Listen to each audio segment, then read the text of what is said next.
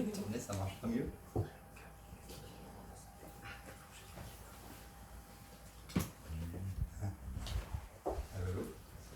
Allô, allô, oui, c'est bon. Alors, donc on va commencer le satsang. Déjà, je voulais savoir qui n'a jamais été dans un satsang. Ok. Alors, le satsang, ça veut dire qu'on se réunit pour parler de ce qui est réel et de ce qui ne l'est pas, de ce qui est absolu et de ce qui est relatif. Et à l'entrée de la porte, on a mis en fait un panneau pour dire laissez vos chaussures en dehors de la maison et laissez aussi le mental. Alors, c'est pas facile, vous voulez dire de laisser le mental dehors, mais en fait, c'est quelque chose que tout le monde peut faire. Il y a juste un petit peu dirigé vers cet endroit-là, mais tout le monde a ça en soi déjà, on sait le faire, on le fait déjà naturellement parfois dans la journée, et d'autres fois on est complètement dans le mental, mais il y a plein de fois où on n'est pas dans le mental, donc c'est quelque chose de naturel. Pour le faire, pour l'exercice, donc déjà il faut votre accord, il faut qu'on joue le jeu tous de laisser le mental en dehors du satsang. Et pour le faire, il y a une chose qui est très facile, c'est que on décide que pour la durée en fait du satsang, on ne va pas parler du passé. Ça c'est la première chose. Tout le monde vient avec ses histoires de la personne, avec ses histoires et puis ses charges émotionnelles, ses croyances, ses expériences mémorielles passées. Mais on est capable de laisser ça dehors pour la durée de l'expérience.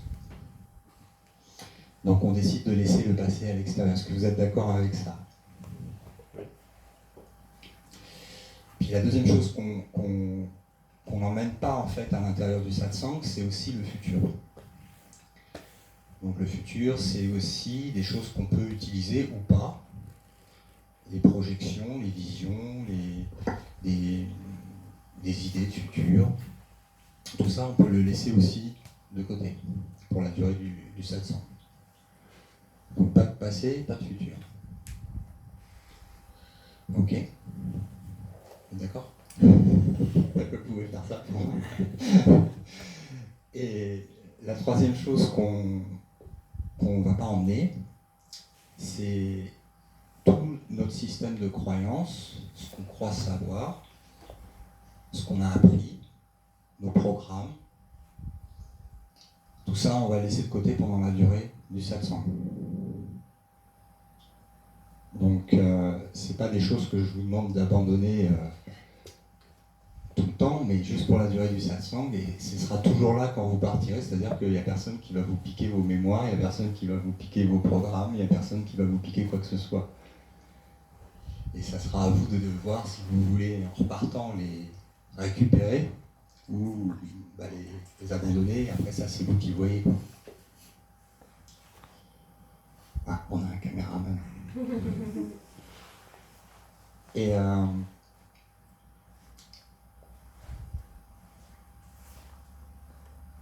qu'est-ce qui reste en fait quand on a enlevé à la fois le passé, à la fois les pensées, passé, futur, le savoir, les croyances, les programmes.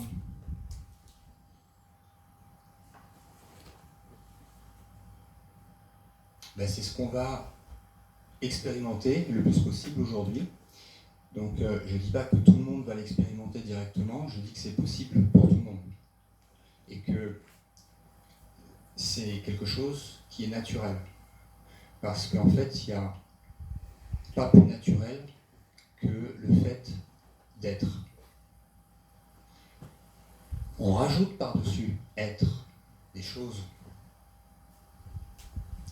Mais à la base, être ne demande pas d'effort, ne demande pas de mémoire, ne demande pas de savoir, ne demande pas de croire, juste être.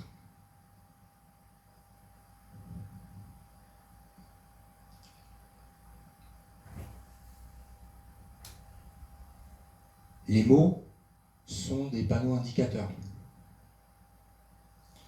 Ils ne révèlent pas la vérité, ils pointent dans une direction. Donc rien de ce que je vais vous dire aujourd'hui n'est vrai. Entre chaque mot, il y a un espace. Il y a un silence. Il y a un vide d'où émergent les sons et où ils retombent. Ce silence, que je parle ou pas, il est toujours en arrière-plan. Ça marche pour tout le monde. En arrière-plan, il y a toujours ce silence. Il y a toujours un espace d'où émergent aussi les objets. Quand je dis objet, j'utilise le sens hindou du terme, qui sépare en fait la réalité. Donc la réalité, c'est pas la version occidentale de la réalité, mais dans la version hindoue de la réalité c'est ce qui est immuable. Immuable, ça a toujours été là, avant la création du premier photon dans l'univers, pendant et après que l'univers se soit éteint, ça n'aura jamais bougé. C'est ce qu'on appelle la réalité.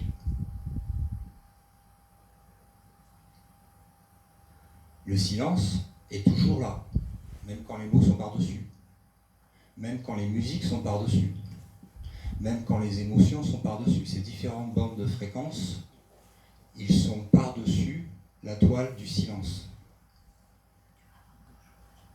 Ils vont, ils viennent, comme nos histoires personnelles, comme nos émotions, comme nos croyances, comme notre savoir. Tout ça sont des objets. Nassim Haramein a débuté sa conférence, la dernière qu'il a faite en France, je crois à Paris, en disant à toute l'Assemblée, vous n'êtes pas votre cerveau.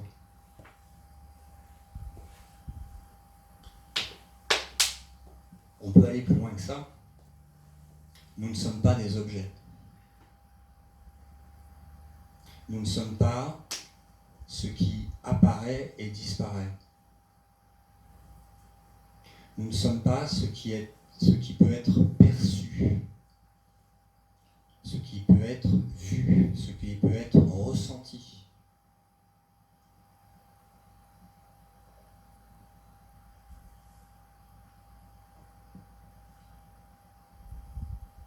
Quand on enlève, et ça c'est plus une explication, c'est une interaction directe avec vous maintenant en expérience. Pour que vous puissiez valider directement à l'intérieur de vous cela. Quand vous enlevez en fait le passé, quand vous enlevez en fait le futur, quand vous enlevez ce que vous croyez savoir, quand vous enlevez tous les objets, tout ce que vous pouvez voir et percevoir et sentir, quand vous enlevez tout ça,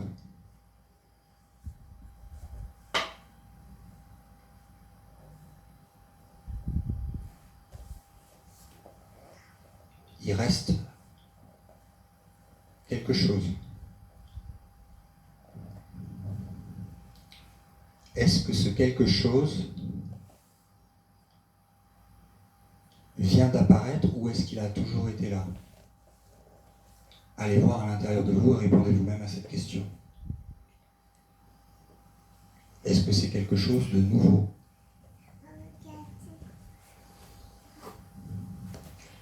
Je vous rappelle qu'on n'a pas besoin du mental pour faire cette expérience. C'est un ressenti direct. C'est pas une mentalisation ou une réflexion.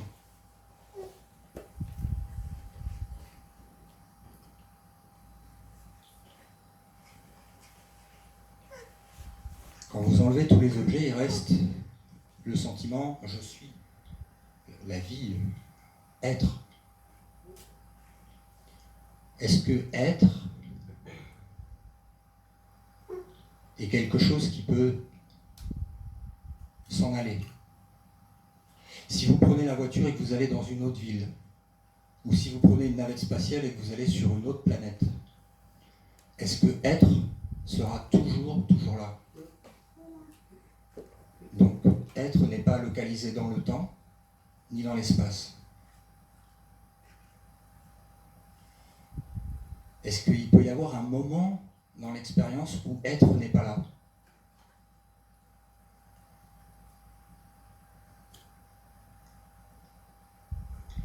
Est-ce qu'il peut y avoir un endroit particulier où dès que vous mettez le pied sur cet endroit, il n'y a plus être?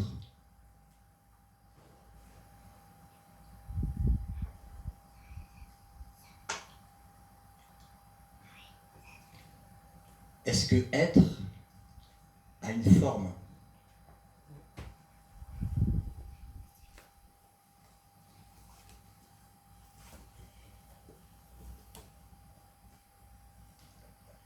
Où est le début de être?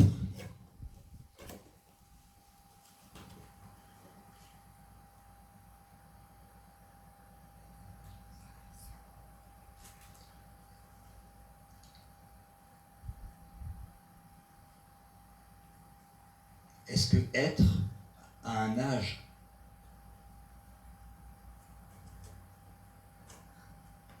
Est-ce que être a un genre féminin, masculin?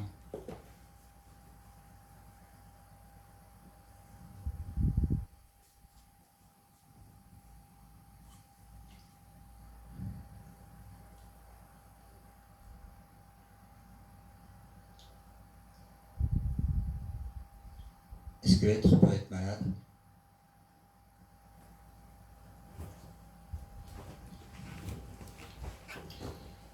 Un autre moyen aussi de... On a parlé tout à l'heure du son, du silence, comme des fréquences en fait, comme un bouton de radio où on pourrait tourner le volume et aller taper dans des fréquences intellectuelles du mental pour avoir comme un scanner très précis sur une fréquence en particulier, par exemple une conversation. Mais dans la conversation, il peut y avoir aussi en même temps le bruit des oiseaux, l'émotion qui est sur une autre fréquence, qui passe à travers les concepts, qui est encore sur une autre fréquence mentale, et en arrière-plan, toujours le silence, d'où émerge tout ça, et où tout cela prend fin.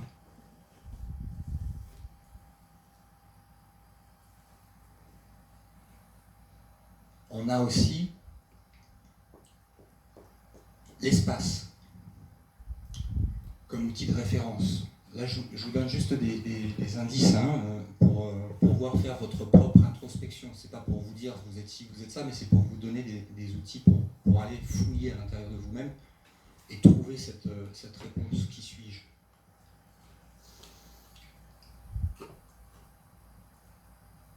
Imaginez un espace complètement vide, même pas un photon. C'est complètement noir, un espace complètement vide. Vous pouvez fermer les yeux, c'est plus facile. Un espace sans rien dedans. Et sans vous en tant qu'objet dedans, rien. Complètement vide. Est-ce que cet espace a un haut et un bas?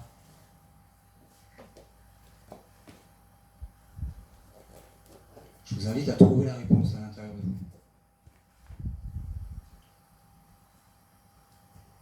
Vous pouvez réagir et parler aussi en disant oui ou non.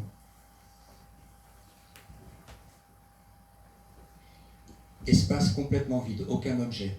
Est-ce qu'il y a un haut et est-ce qu'il y a un bas? Est-ce qu'il peut y avoir un passé et un futur?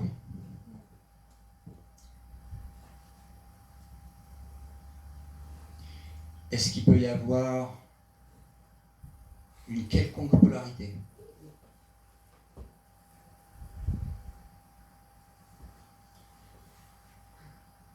Maintenant, projetez à l'intérieur de cet espace deux objets, comme deux planètes. Et voyez-les de l'extérieur, depuis l'espace. Ces objets tournent sur eux-mêmes et tournent l'un autour de l'autre. Maintenant qu'on a rajouté des objets dans l'espace, on a deux objets polarisés, un pôle sud, un pôle nord, et ils sont relatifs les uns aux autres. Et par leur mouvement, ils créent une illusion de temps linéaire. Et tout ça se déroule à l'intérieur de l'espace, qui n'a ni haut, ni bas, ni passé, ni futur, ni polarité.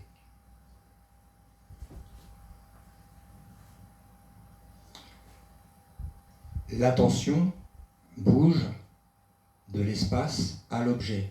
C'est comme un tout petit décalage qui se fait entre je focalise sur l'objet, donc il y a cette polarité qui se crée, la relativité qui se crée. Je défocalise l'attention, je suis l'espace en train de regarder ces deux objets depuis l'immobilité, depuis le non-temps et depuis le non-espace.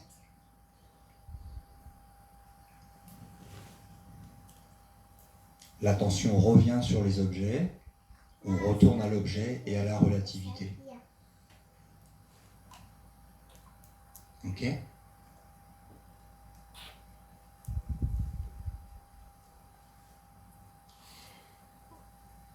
Espace-objet, silence-son,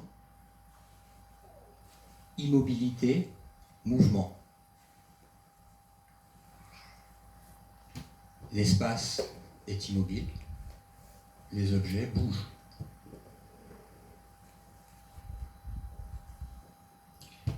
Donc il y a une distinction entre ce qui est immuable, éternel, ineffable. Parce que comment pourrions-nous définir, décrire quelque chose qui ne contient absolument aucun objet ?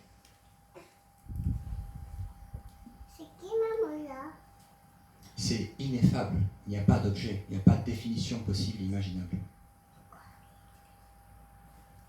Dès qu'on arrive dans les objets, à ce moment-là, il semblerait que telle forme, on lui donne tel nom, qu'elle ait telle caractéristique.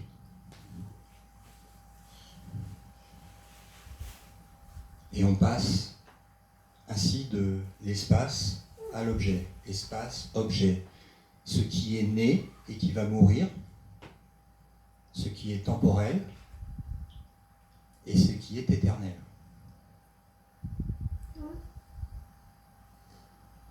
Silence, pareil. Silence toujours là. Même avec un marteau-piqueur devant, le silence est toujours là.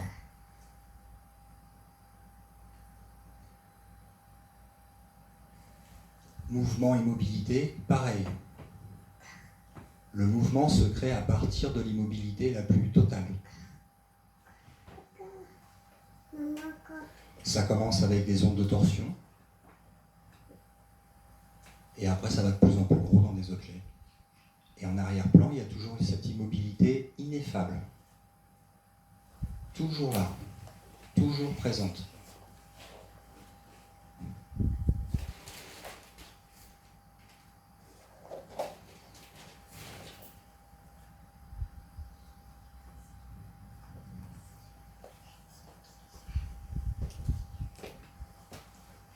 Bienvenue.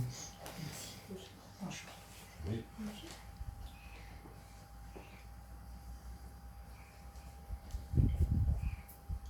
Donc on a dit 3 outils pour expérimenter en fait ce passage en fait entre le relatif et l'absolu. Le silence et le son, l'espace et les objets, l'immobilité et le mouvement.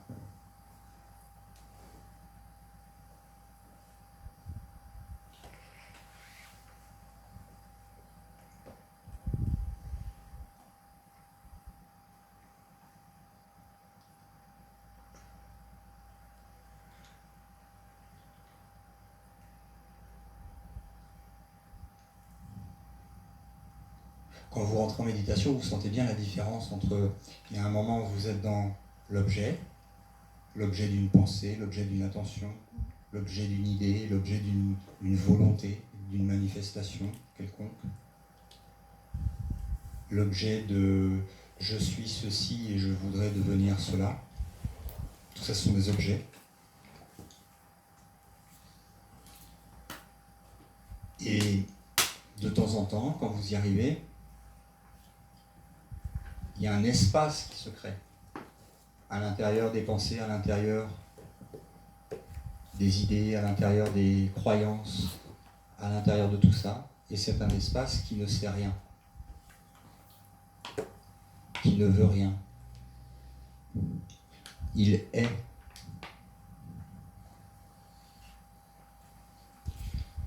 Comme un arbre qui réfléchit pas pour savoir comment il va pousser. Un brin d'herbe. Il est. Donc vous pouvez faire le distinguo entre ces deux états en fait. Ça arrive aussi quand vous êtes en sommeil profond toutes les nuits et qu'il n'y a pas de rêve, il n'y a pas d'objet. C'est un vide, il n'y a rien. Et pourtant vous êtes. Être n'a pas besoin de l'univers pour être. L'univers pourrait complètement disparaître, être serait toujours là.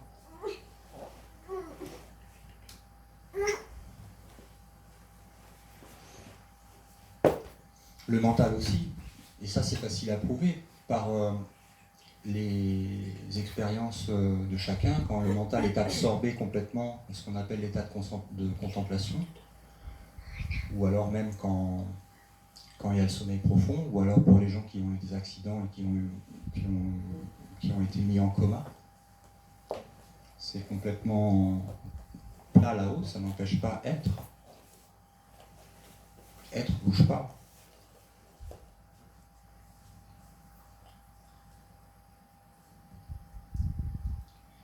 Donc pour pouvoir parler de la réalité, il faut bien comprendre ce qui est réel et ce qui est manifestation au sein de la réalité et qui est observé, perçu par l'ineffable, par l'immobilité, par le silence, par l'espace, dans lequel tout est possible mais rien n'est créé.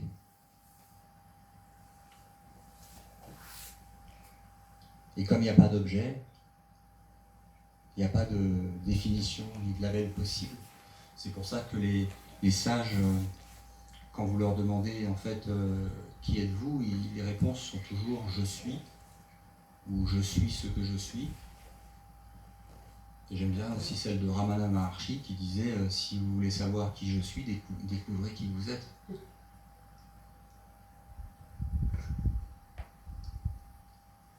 Mais à partir du moment où l'attention pose un label derrière je suis, là, c'est comme si vous passiez en fait de l'écran de cinéma qui est blanc au personnage du film à l'intérieur.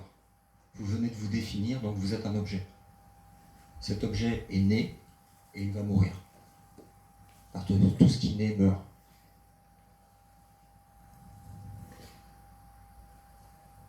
Et toutes les croyances limitatives sont attachées à cette croyance primaire de je suis l'objet.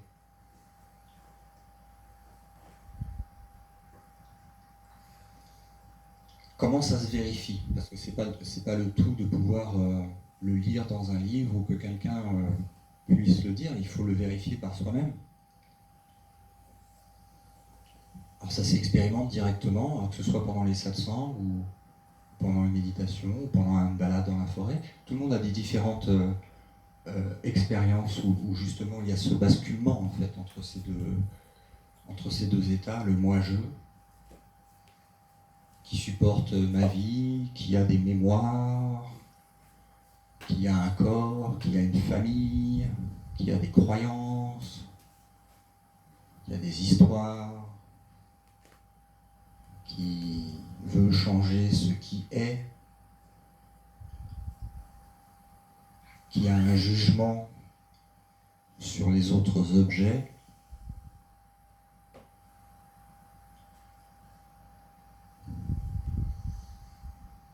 Et puis il y a cet arrière-plan qui est toujours là.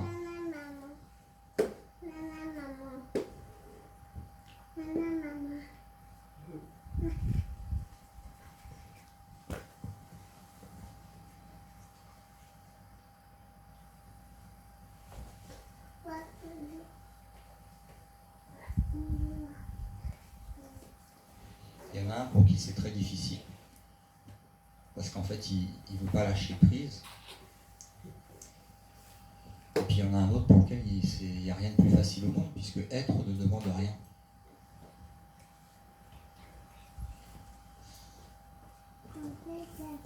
Là on voit le passage entre les deux. D'un côté, celui qui fait l'effort pour devenir quelque chose.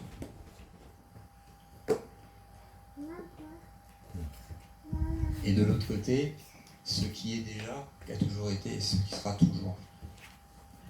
Je suis.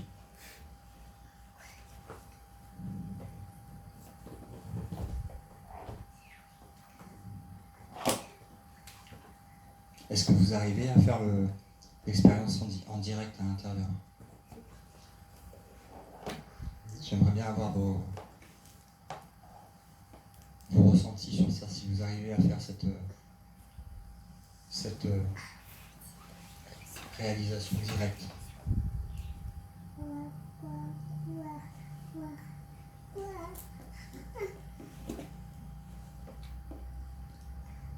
Et si vous avez des blocages, quels sont-ils?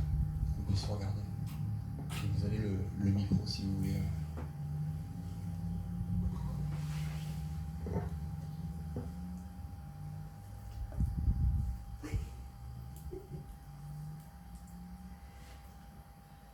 Bon, bah si tout est bon, je me tais.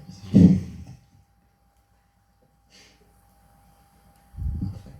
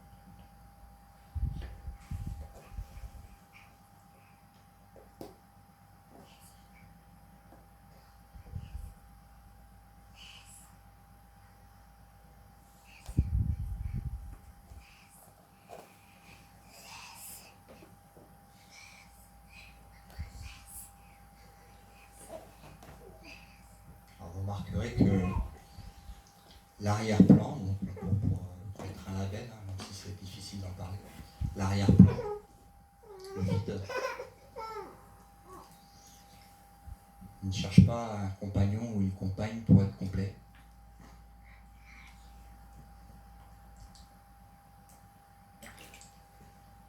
J'arrive.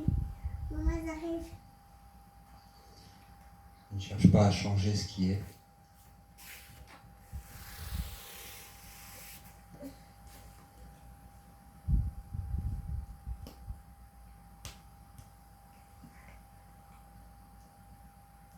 Il n'a pas d'avis ni d'opinion.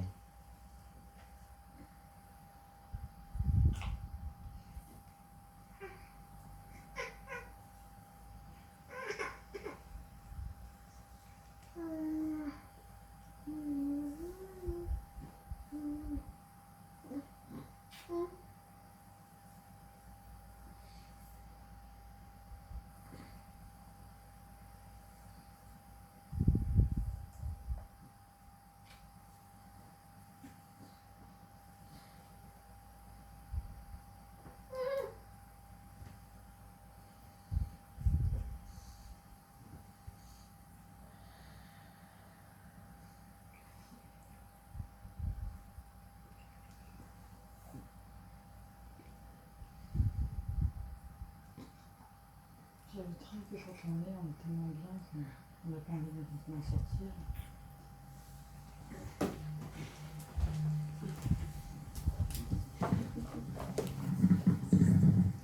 Je vais reprendre la phrase. Bonjour et excusez-moi pour mon retard. Je disais que quand on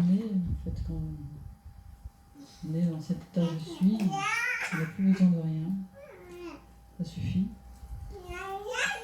Les blocages, ils viennent de l'intérieur. C'est quand on les accepte et qu'on y passe, c'est super. Après, il y a le souci d'entourage qui ne veut pas entendre, ne veut pas écouter.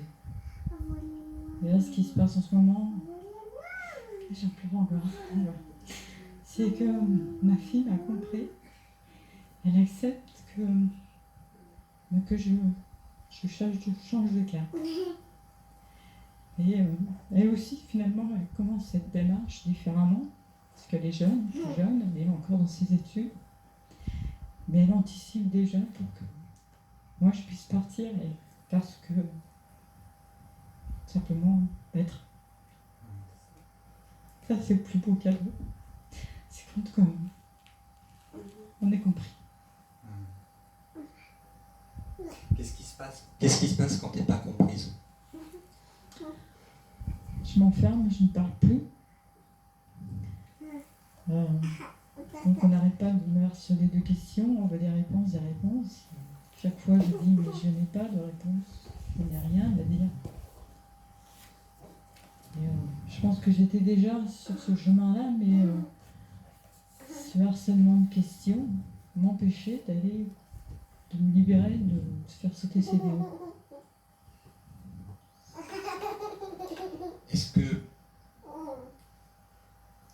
tu peux décrire la personne qui est harcelée et qui ressent ce malaise? Alors, je demande pas de jugement de personne. Il y a un homme qui m'aime énormément, que j'aime aussi. Il est marié, je ne vais pas revenir, je vais pas dire, je suis pas là pour mentir. Et je lui ai dit, si tu m'aimes vraiment, il faut arrêter de mentir à ta femme. Il faut arrêter de mentir à ton entourage. Et moi, je suis complice de ce mensonge aussi. Donc, je fais aussi souffrir la personne. Donc là, je lui ai dit, c'est fini. Tu peux gagner mon amitié, mais quand tu retournes vers l'intérieur, qui est impacté? Tu as les éléments extérieurs qui se passent. Mais à l'intérieur, qu'est-ce qui est impacté? Est-ce que tu peux le décrire? Ça a été progressif. Au début, c'était moi, ça me faisait du mal. C'est ça, est-ce que tu peux le décrire? C'est des pleurs, c'est de l'attente, c'est de la déception. Parce qu'on attend. Est-ce que tu es tes pleurs? Est-ce que tu es tes déceptions? Est-ce que tu es tes pleurs ou tes déceptions? Non. Tu les perçois? Maintenant, je les perçois, oui. Donc, quand tu les perçois, tu perçois des pleurs, des émotions. Mm-hmm. Mais est-ce que je suis pleure? Ou alors, qu'est-ce qui pleure? Est-ce que c'est une identité auxquelles sont attachées des émotions? Ou est-ce que c'est je suis? Non, c'est l'identité. Ok. Parce que c'est vrai que depuis la naissance, on nous formate. Qui est formaté? Par effectivement l'éducation, par les parents, par un tas de choses. Je parle pas de l'extérieur. Ouais. Qui est formaté? Qui est formaté? Ce que l'on croit être le je suis. Ok. Et ça, tu l'observes de plus en plus? Oui. Ben, c'est en l'observant de plus en plus que tu le dissous. Parce que ce qui est impacté, ce qui subit en fait les émotions, etc., c'est un objet que tu crois, dans lequel tu as donné ta croyance en disant ben, je suis ça. Mais si tu enlèves, alors pour l'enlever, il suffit simplement de l'observer en fait. de reconnaître la réalité de ce qui est. Parce que dès que tu peux observer, ça veut dire que tu n'es entre je suis et ce qui est observé une petite distance. Et si tu peux le voir, c'est que c'est pas toi.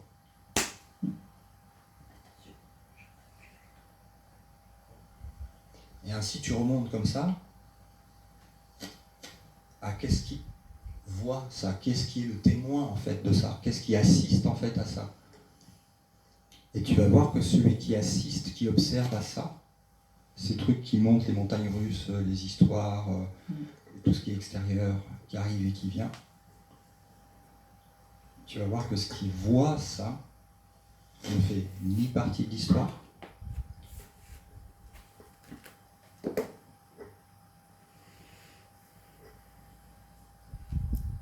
et il ne peut pas être impacté.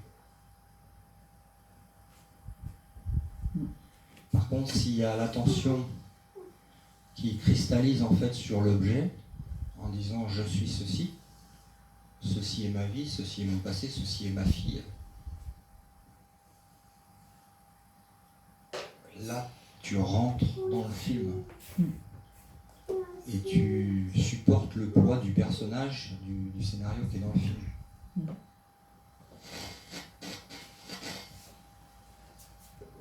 Mais est-ce que tu es un objet ? Non. C'est effectivement, ce sont des choses qu'on vit, auxquelles on va y rattacher finalement des choses. Mais finalement, ça sert à rien. Ça fait du mal inutilement. Tu peux les lâcher.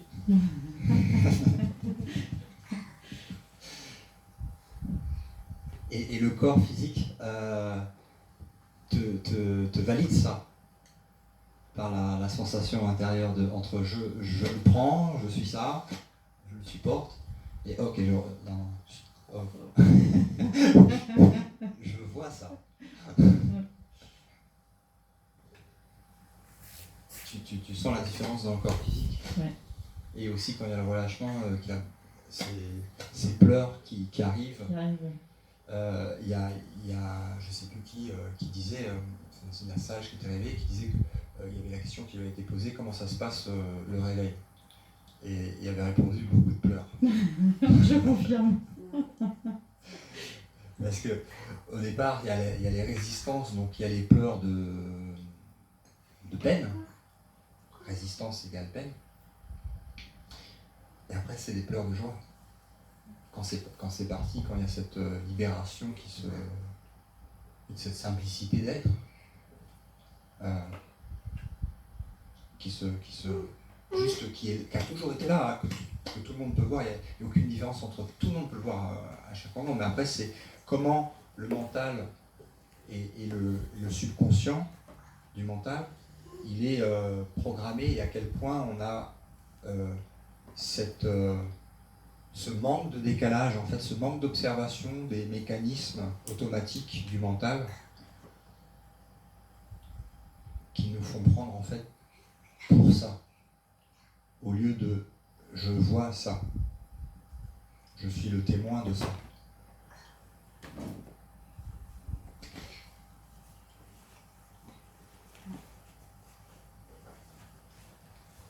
Donc c'est parfait. Il y aura encore beaucoup de pleurs. Et l'objet choisit. Il a tendance à vouloir choisir. L'espace ne choisit pas. L'espace accueille. On voit aussi la différence là. Je juge, je préfère, je voudrais que, En fait, le cercle est tourné vers l'intérieur. Il y a un cercle avec des flèches qui partent vers l'intérieur.